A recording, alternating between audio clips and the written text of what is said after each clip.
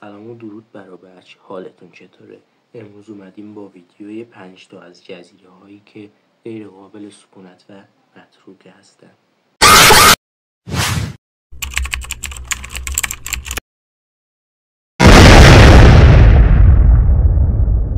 جزیره اول جزیره سنتینل شمالی.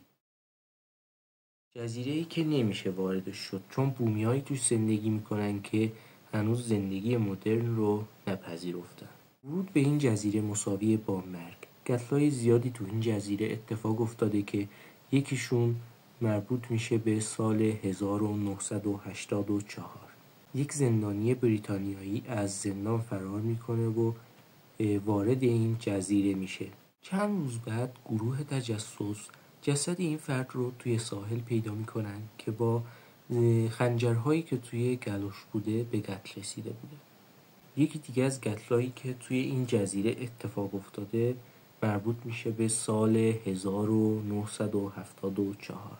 گروهی تصمیم میگیرن که برای تحقیق وارد این جزیره بشن، ولی با ورودشون به این جزیره رهبرشون با اصابت یک نیزه به ران پاش کشته میشه.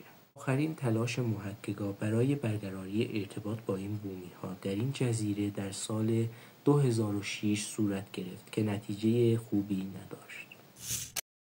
دورافتاده ترین نقطه در کره زمین یعنی جزیره بوئه. جزیره بوئه یکی از دورافتاده ترین جزیره های کره زمینه که 93% اون رو یخچال ها تشکیل دادن.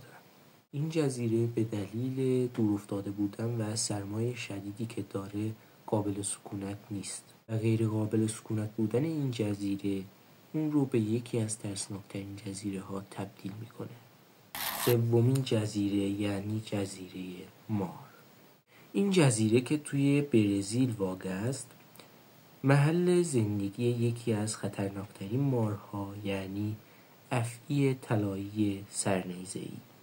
تعداد این مارها تو این جزیره به 2000 تا 4000 عدد میرسه که خیلی زیاده و این جزیره رو غیر قابل سکونت کرده.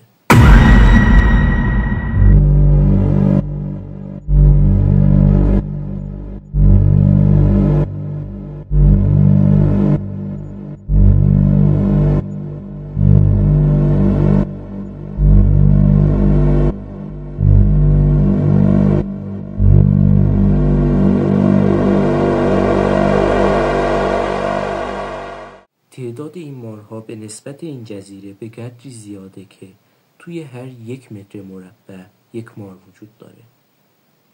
جزیره چهارم یعنی اسپینا لونگا.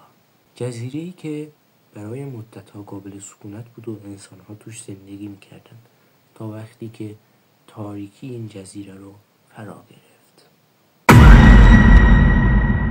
تو قرن 16 دزدان دریایی بارها به این جزیره حمله می‌کردن تا اینکه ونیزی‌ها تصمیم گرفتن استحکاماتی رو توی این جزیره برپا کنن. به همین دلیل بود که تا قرن 20 همه چی اوکی بود تا اینکه جذام وارد این جزیره شد.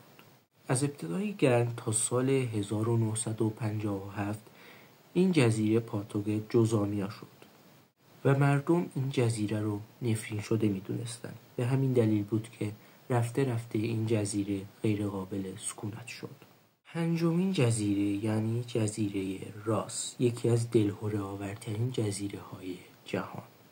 این جزیره سالیانی تبعیدگاه مخالفان استعمار بریتانیا در هند بود. به همین دلیل بود که هزاران زندانی سیاسی تو این جزیره نگهداری می شده و انواع شکنجه ها و آزمایشات رو روشون انجام می دادن و به کار اجباری مجبورشون می کردن. بسیاری از مردم معتقدند که این جزیره محل زندگی ارواحه. کسایی که به این جزیره سفر کردن معتقد بودن که مدام صداهایی رو میشنیدن و احساس میکردن که یک نفر داره اونا رو صدا میزنه.